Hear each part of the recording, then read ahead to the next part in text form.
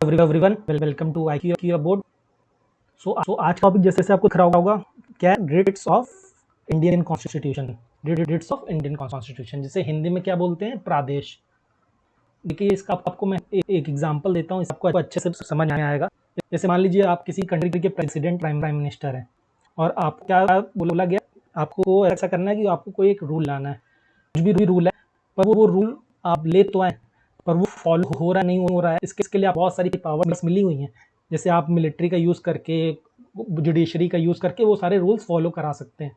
वैसे ही रिट्स है, वो क्या इंश्योर करता है कि हमारे जो फंडामेंटल हमको राइट्स मिले हुए हैं, जैसे आर्टिकल 12 से लेकर आर्टिकल 35 के बीच में जितने भी फंडामेंटल राइट्स की बात हो रही है जो हमें मिले हुए हैं, वो इंश्योर हो रहे हैं कि नहीं हो रहे हैं, वो फॉलो हो भी रहे हैं कि नहीं हो रहे हैं। उसको कौन इंश्योर करता है? हमारा रिट्स इंश्योर करता है। तो रिट्स किसकी बात करता है? Protection of fundamental rights. Fundamental rights को प्रोटेक्शन की बात करता है। जैसे मान लीजिए आपने कोई एक प्रॉपर्टी खरीदी, एक ज़मीन खरीदी, तो उसको प्रोटेक्ट करने के लिए आप क्या करते हैं? उसके बाहर एक फेंसिंग करवाते हैं, गेट्स लगवाते हैं। तो उसी तरह ये हमारा जो लैंड है, ये क्या है? Fundamental rights. और ये जो फेंसिंग है उसके बाहर की, वो क्या है? उसका प्रोटेक्शन। तो वो क्या करता है? राइट रिट्स वो काम करता है। देखिए, जिसने बताया प्रोटेक्शन ऑफ फंडामेंटल राइट्स की बात करता है रिट्स। इसे देखिए, ये जो फंडामेंटल राइट्स को इंश्योर करता है रिट्स प्रादेश, इसे इशू कौन कौन कर सकता है? इसे इशू करता है supreme court and high court, जो हमारे कंट्री की हाईएस्ट जुडिशियल बॉडी है। Supreme court and high court यही रिट्स इशू कर सकते हैं।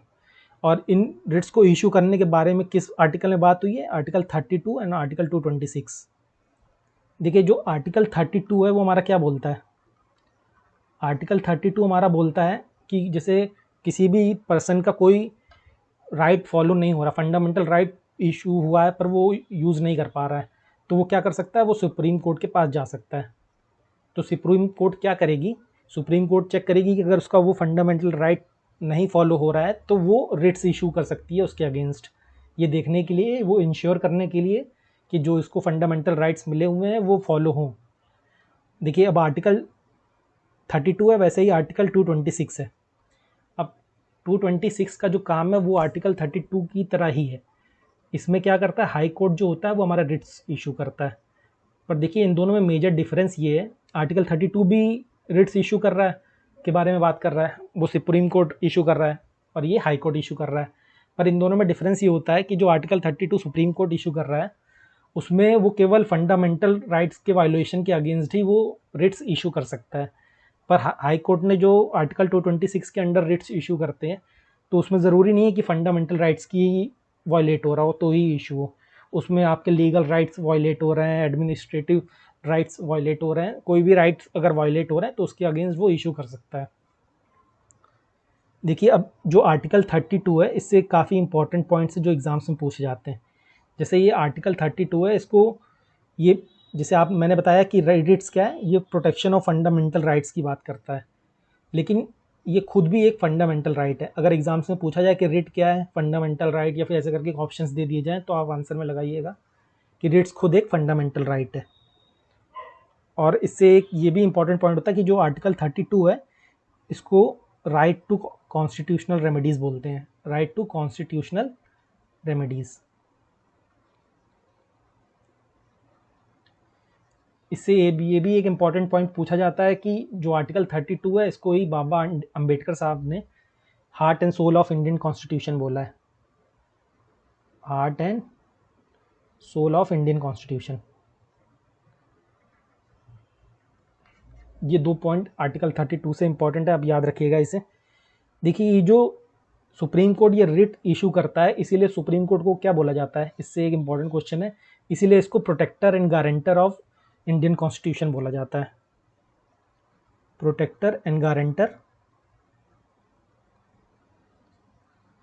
ऑफ फंडामेंटल राइट्स, या फिर इंडियन कॉन्स्टिट्यूशन भी बोल सकते हैं। तो प्रोटेक्ट, अगर आपको एग्जाम्स में ये क्वेश्चन बहुत आता है कि protector and guarantor of fundamental right कौन सी बॉडी है, तो उसको क्या आंसर लगाएंगे आप? Supreme court. चलिए अब आगे बढ़ते हैं। देखिए, जो ये सुप्रीम कोर्ट और हाई कोर्ट रिट्स जो इशू करते हैं, ये 5 तरह के रिट्स हैं जो इशू कर सकते हैं अलग अलग कंडीशंस में। तो ये 5 तरह के रिट्स कौन कौन से होते हैं, इनका नाम ये लिखा हुआ है। फर्स्ट होता है हैबीस कॉर्पस, जिसको हिंदी में बोलते हैं बंदी प्रत्यक्षीकरण। सेकंड होता है मैंडामस, हिंदी में बोलते हैं परमादेश। सर्शियरारी उत्प्रेक्षण लेख, प्रोबिशन निषेध, क्वो वारंटो अधिकार पूछा। देखिए अब इसको डिटेल में मैं एक एक करके बताता हूँ। जैसे जो हमारा फर्स्ट रिट है, फर्स्ट प्रादेश है, वो क्या है, हैबीस कॉर्पस। इसको क्या, इसका मीनिंग क्या है? इसका मीनिंग होता है टू हैव अ बॉडी। देखिए इसको एग्जांपल से मैं जैसे समझाता हूँ। जैसे मान लीजिए किसी को भी इलीगली डिटेन कर लिया गया है, तो उसके अगेंस्ट हैबीस कॉर्पस उसके घर वाले, उसके रिलेटिव्स यूज़ कर सकते हैं और कोर्ट के पास जा सकते हैं कि उसको इलीगली जो है डिटेन किया गया है। तो फिर क्या होता है, उसको 24 आवर्स के अंदर कोर्ट में पेश करना पड़ता है। और अगर ऐसा हुआ कि जो डिटेनी है वो अनरीजनेबल है, अनकॉन्स्टिट्यूशनल है, तो उसको 24 आवर के अंदर रिलीज़ किया जाए।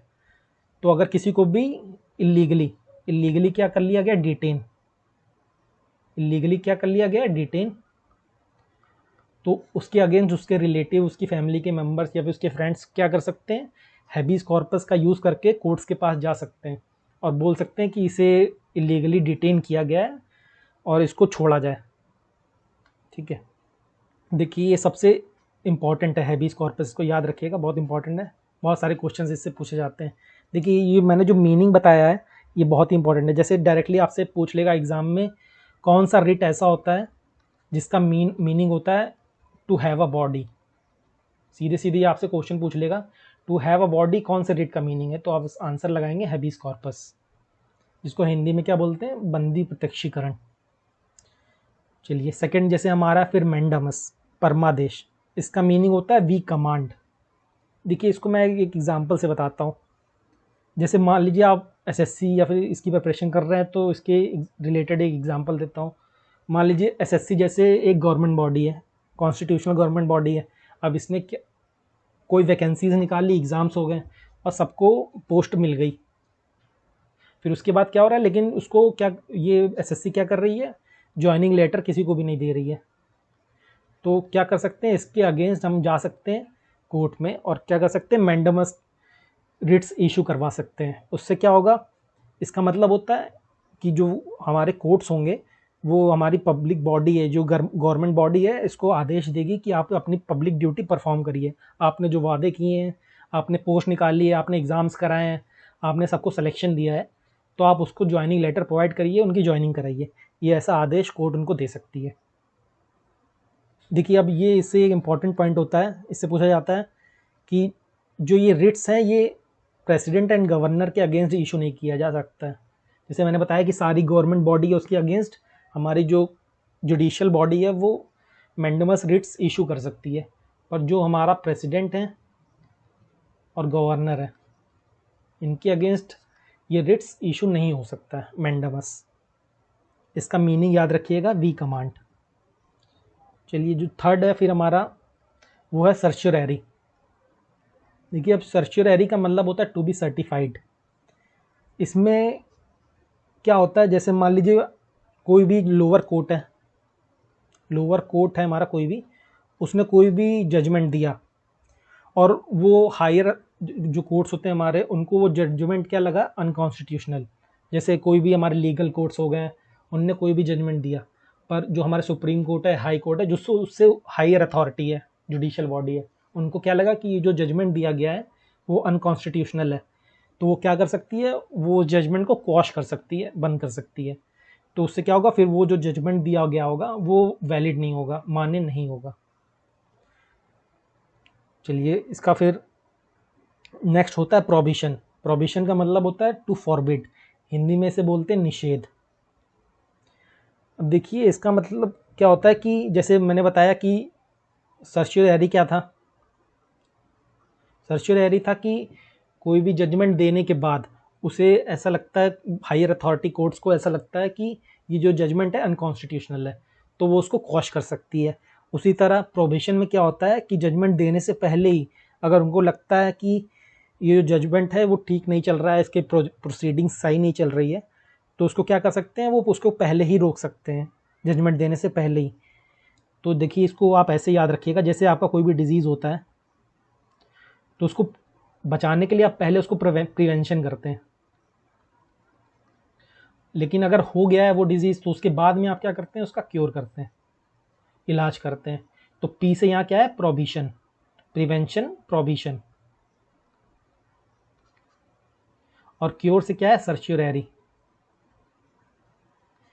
तो अगर आपका जजमेंट है वो पास हो चुका है, तो पास होने के बाद क्या होता है, सर्च्योरेरी पास जो रिट होता है वो इशू होता है उसको क्वॉश करने के लिए। और जजमेंट से पहले अगर वो अथॉरिटी को क्या लग रहा है, हमारी जुडिशियल बॉडी सुप्रीम कोर्ट और हाई कोर्ट को लग रहा है कि ये जजमेंट की प्रोसीडिंग सही नहीं चल रही है, तो वो उसे पहले ही रोक सकती है। तो वो क्या होता है, जजमेंट से पहले वाला प्रोविजन। तो इसको आप एग्जाम्पल से याद रखिएगा। चलिए नेक्स्ट है हमारा जो आखिरी होता है वो क्या होता है, को वारंटो। इसका हिंदी में मतलब होता है अधिकार पूछा। इसको ये भी बोलते हैं बाय वॉट अथॉरिटी। अब देखिए इसका क्या मतलब होता है, आपको मतलब से ही समझ में आ रहा होगा हिंदी में जो लिखा है अधिकार पूछा, इसका मतलब होता है बाय वॉट मीन या फिर बाय वॉट अथॉरिटी। मान लीजिए एग्जाम्पल से जैसे समझाता हूँ कि जैसे बहुत आप लोगों ने देखा होगा कि कई जगह ग्राम पंचायत वगैरह में वाइफ्स या फिर उनकी बेटियां जो होती हैं, लड़कियां ऐसे चुनाव लड़ती हैं ग्राम पंचायत का और प्रधान बन जाती हैं, पर उनकी जगह पंचायत पे जाके कौन बैठते हैं, उनके हस्बैंड बैठते हैं, उनके फादर बैठते हैं। तो उसके अगेंस्ट आप क्या कर सकते हैं, कोई भी आदमी जाके या फिर कोई पब्लिक ऑफिस है उस जाके बोल सकता है कि आप किस अथॉरिटी पे इस पोजीशन पे बैठे हुए हैं, आपने किस अथॉरिटी से इस पोजीशन को कब्जा किया हुआ है, आप इसे छोड़िए। ऐसा करके अगर आप बोल सकते हैं तो किस रिट्स के अकॉर्डिंग बोल सकते हैं, तो उसका आंसर होगा को वारंटो। देखिए अब इसमें एक ये इंपॉर्टेंट पॉइंट होता है को वारंटो का कि आप इसको कोई भी एक इंडिविजुअल इशू कर सकता है। जैसे बाकी जो रेट्स हैं उसको इशू कर कौन करता है, सुप्रीम कोर्ट, हाई कोर्ट। और पर ये जो अकेला रेट है इसे कोई भी फाइल कर सकता है, ये आप याद रखिएगा। इस रिट्स को कोई भी फाइल कर सकता है को वारंटो को। देखिए अब इस जो ये जितने भी रेट की थ्योरी थी इससे मैंने एक क्विज बनाई है, अब उसको देख लीजिए तो आपको सारा क्लियर हो जाएगा। जैसे देखिए फर्स्ट क्वेश्चन है इसका कि which of the following writ is said to be guarantor of personal freedom. निम्नलिखित रिट में से कौन सा व्यक्तिगत स्वतंत्रता की गारंटर होता है। देखिए मैंने आपको बताया था कि किसी को भी इलीगली अगर डिटेन कर लिया गया है और तो उसके खिलाफ क्या कर सकते हैं, उसके रिलेटिव जा सकते हैं कोर्ट में। तो वो कौन सा रिट था, पहला रिट हैबीस कॉर्पस, जिसका हिंदी में मतलब था बंदी प्रत्यक्षीकरण। अगर किसी को इलीगली डिटेन कर लिया गया है उसकी फ्रीडम के अगेंस्ट। सेकंड क्वेश्चन है the power to issue writs by the supreme court has been envisaged under which of the following article. देखिए मैंने बताया था कि सुप्रीम कोर्ट जो रिट इशू करती है वो किसके अंडर करती है, आर्टिकल 32 के अंदर। और जो हाई कोर्ट इशू करती थी वो आर्टिकल 226 जो ऑप्शन नहीं है। चलिए क्वेश्चन नंबर थर्ड है which of the following writs can be issued to force a public authority to perform a public or statutory duty. देखिए मैंने जैसे आपको बताया था अभी कि कोई भी किसी को भी आप बोल सकते हैं कि आप कमांड, जैसे मैंने बताया था आपको वी कमांड,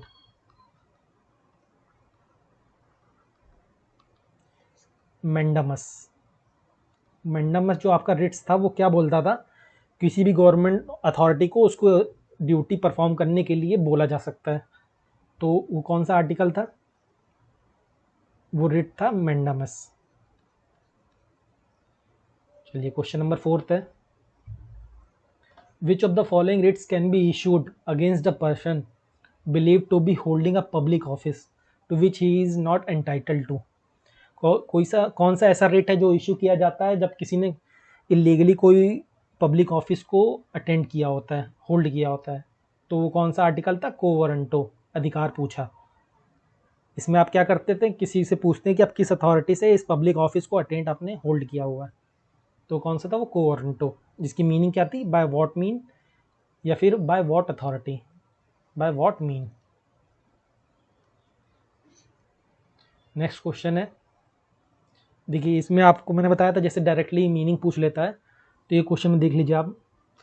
जैसे हैबीज कॉर्पस का मैंने आपको मतलब बताया था टू हैव अ बॉडी, तो इसका क्या हो जाएगा, option C, to have a body. तो फर्स्ट का क्या हो गया, सी।